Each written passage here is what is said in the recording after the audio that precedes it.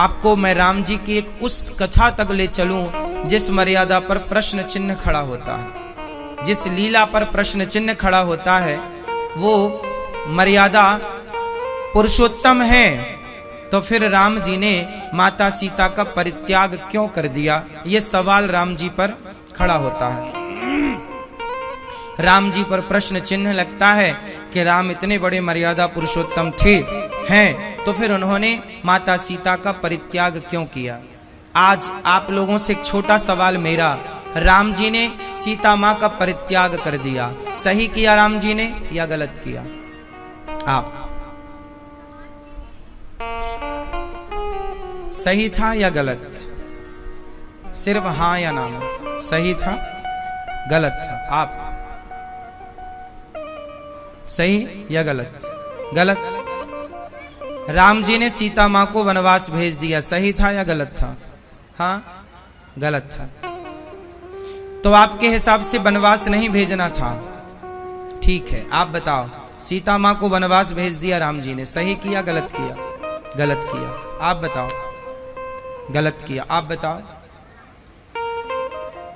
हाँ, पति की ओर से गलत, राम जी ने गलत किया मतलब? आप बताओ। गलत। ये सप्तऋषि बोलेंगे सही गलत। राम जी ने सीता मां को वनवास भेजा, सही किया गलत किया? हाँ सही किया। आप बताओ। गलत किया? गलत। आप बताओ। बोलो। सही किया। आप बताओ।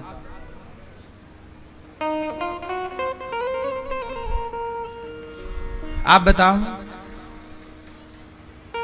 सही किया गलत किया? अच्छा, राम जी को वनवास, सीता मैया को वनवास नहीं भेजना चाहिए था? नहीं भेजना था, ठीक है।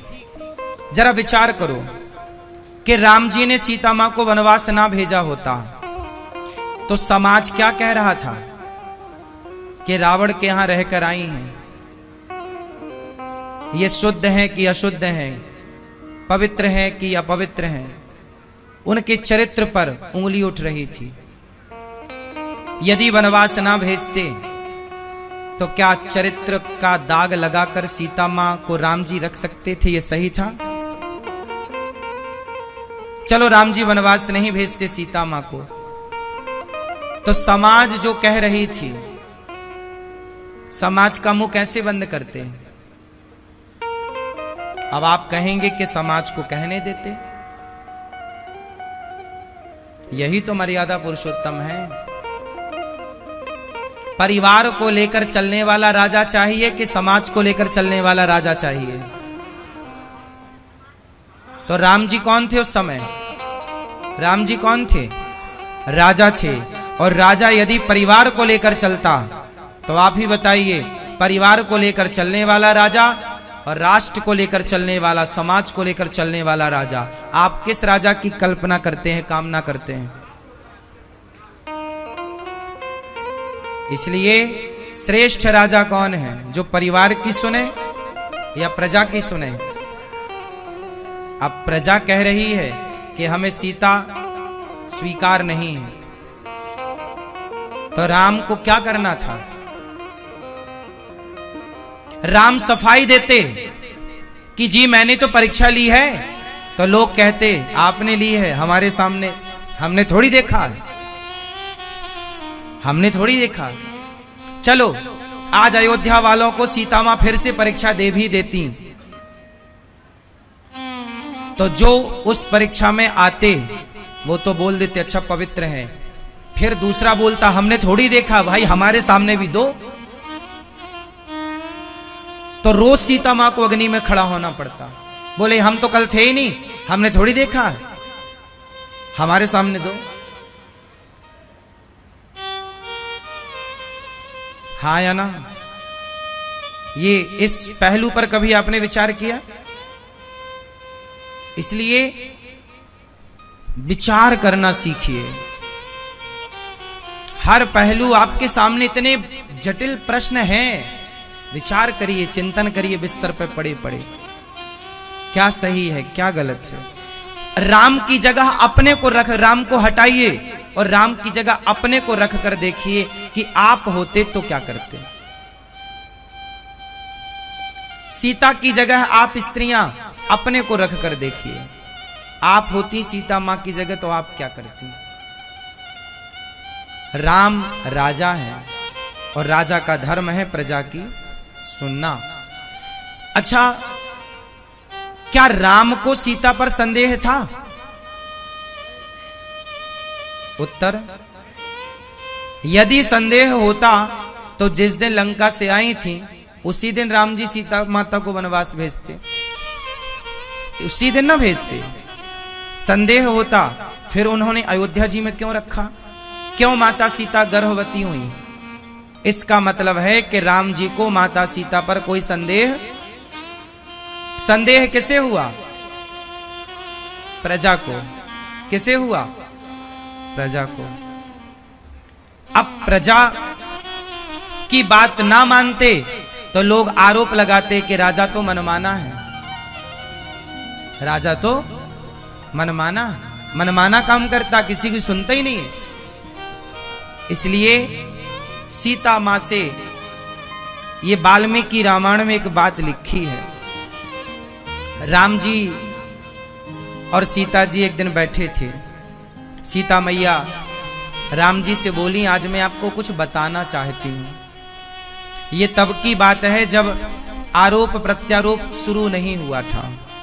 कहानी उस धोबी से स्टार्ट हुई थी, तो धोबी के मैटर के पहले की ये बात है। सीता जी राम जी के साथ बैठी थी। सीता मैया बोली, आज मैं आपको कुछ कहना चाहती हूँ। हाँ हाँ सीते कहो। आज मैं आपको खुशखबरी देना चाहती हूँ। क्या? मैं आपसे ये कहना चाहती हूँ कि आप मेरे बच्चों के पिता बनने वाले हैं। मैं गर्भवती हूँ। पहली बार सीता माँ ने राम को जब ये मैसेज दिया कि आप पिता बनने वाले हैं तो राम जी बहुत प्रसन्न हुए।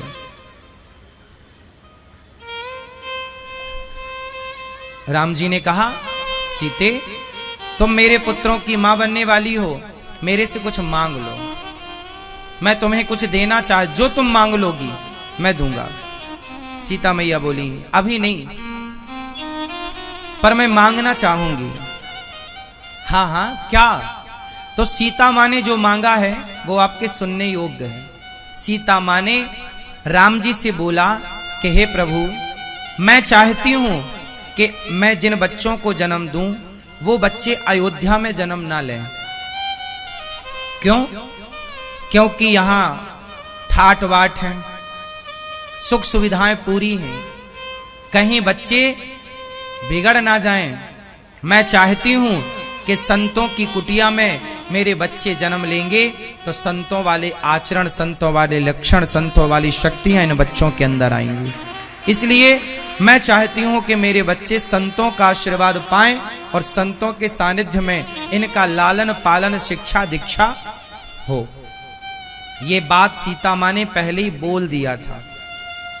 तो राम जी प्लान बना चुके थे कि सीता को मैं महर्षि वाल्मीकि जी के यहाँ भेजूंगा, क्योंकि राम को भी जितनी शक्तियां दी थी वो सारी शक्तियां ऋषि मुनियों ने दी थी, महर्षि वशिष्ठ जी ने और विश्वामित्र जी ने। तो राम जी सीता मां के लिए प्लान कर चुके थे महर्षि वाल्मीकि जी। क्या उसी समय एक हवा उड़ पड़ी कि वो धोबी की कहानी हो गई। उसने अपनी पत्नी से कह दिया कि मैं तुझे स्वीकार नहीं करता, मैं कोई राम थोड़ी हूं जो रावण के यहां से सीता आई और स्वीकार कर लिया। ये बात हवा की तरह पूरे नगर में फैली और ये बात जब राम और सीता तक आई तो सीता मां ने स्वयं कहा कि प्रभु, मेरा तो मन था ही, आप मुझे वनवास भेजिए। राम जी क्यों भेजते वनवास सीता मां को? अच्छा चलो, राम जी यदि वनवास नहीं भेजते, अच्छा राम जी ऐसा भी तो कर सकते थे ना कि धोबी को मरवा देते। जो सीता पर लांछन लगा रहा था उसको मरवा देते राम जी। राजा थे, दंड देते, तुमने मेरी पत्नी को गलत कहा, मैं तो देख चुका हूं, अग्नि परीक्षा हो चुकी है, तुमने मेरी पत्नी को गलत कहा, चलो मैं तुम्हें मृत्यु दंड देता हूं। राम राजा थे, प्रजा को दंड कर सकते थे, हाँ या ना? चलो थोड़ी देर के लिए मानते हैं कि राम जी धोबी को मरवा देते, 2-4 लोगों को और जो बोल रहे थे उनको मरवा देते। इससे क्या होता? इससे क्या होता? इससे सीता माता पर लगा हुआ आरोप सत्य हो जाता।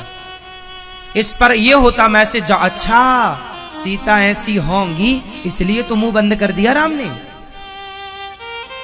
इसलिए तो सबका मुंह बंद कर दिया। भाई बोलने वाले आज हैं तो तब नहीं थे क्या? लोग खाए बिना रह सकते हैं पर बोले बिना? अच्छा बताओ, राम जी मरवा देते उन लोगों को तो लोग बोलते ना, फिर सीता पर आरोप लगा जो था वो सिद्ध हो जाता। अभी तो आरोप था, अभी सीता पर क्या था? जोर से अभी आरोप था, पर आरोप अभी सिद्ध नहीं। लेकिन राम मरवा देते यदि 2-4 लोगों को जो बोलने वाले थे सीता पर लांछन लगाने, तो फिर क्या होता? सीता पर लगा आरोप सिद्ध हो जाता कि भाई ये ऐसी हैं, इसलिए तो राम सबका मुंह बंद कर रहे हैं। तो फिर क्या होता? सीता के चरित्र पर सदा सदा के लिए दाग लग जाता। बोलो हाँ, लग जाता कि नहीं? इसलिए राम ने वनवास भेजा सीता मां को। क्यों? क्योंकि राम जी सीता मां का भला चाहते थे।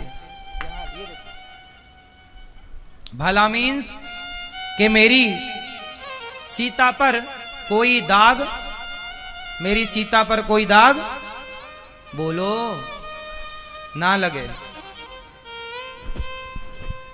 समझ में आ रही है?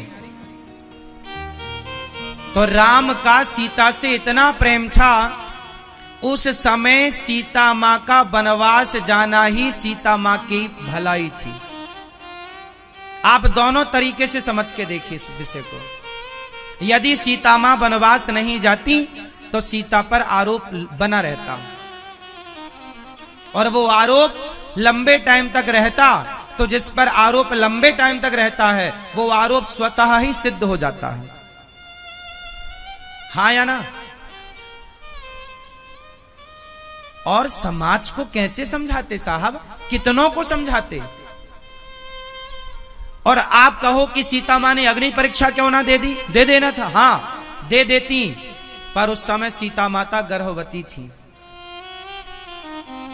उस समय सीता मां यदि अग्नि परीक्षा देती और माता सीता ने अग्नि परीक्षा देकर सबको प्रमाणित कर देती कि मैं पवित्र हूं, पर मैं ऐसे समाज में अब रहना नहीं चाहती, ये निर्णय लेकर माता सीता जैसे अंत में चली ही गई, चली जाती, तो लवकुश भी साथ में चले जाते कि नहीं? फिर राम का वंश का क्या होता? राम फिर दूसरी शादी थोड़ी करते, राम का वंश समाप्त हो जाता। इसलिए सीता मां उस समय गर्भवती थी तो वो अग्नि में जल भी नहीं सकती थी, परीक्षा दे भी नहीं सकती थी। परीक्षा देकर सिद्ध तो हो जाती, फिर कौन ऐसी समाज में रहता जिसे हम पर संदेह है, हम सिद्ध तो कर देंगे कि हम ठीक हैं, लेकिन फिर ऐसे समाज में रहने का फायदा क्या था? इसलिए बाद में सीता फिर रही भी नहीं ऐसे समाज में, रुकी क्या? नहीं ना? तो बात किस किस को समझ में आ रही है? चलिए अब आगे चलते। आप लोगों को नहीं आ रही है? सीता मां वनवास गई, राम जी ने वनवास भेजा। किसकी खुशी के लिए? प्रजा की खुशी के लिए राम जी वनवास, सिया जी वनवास चली गई।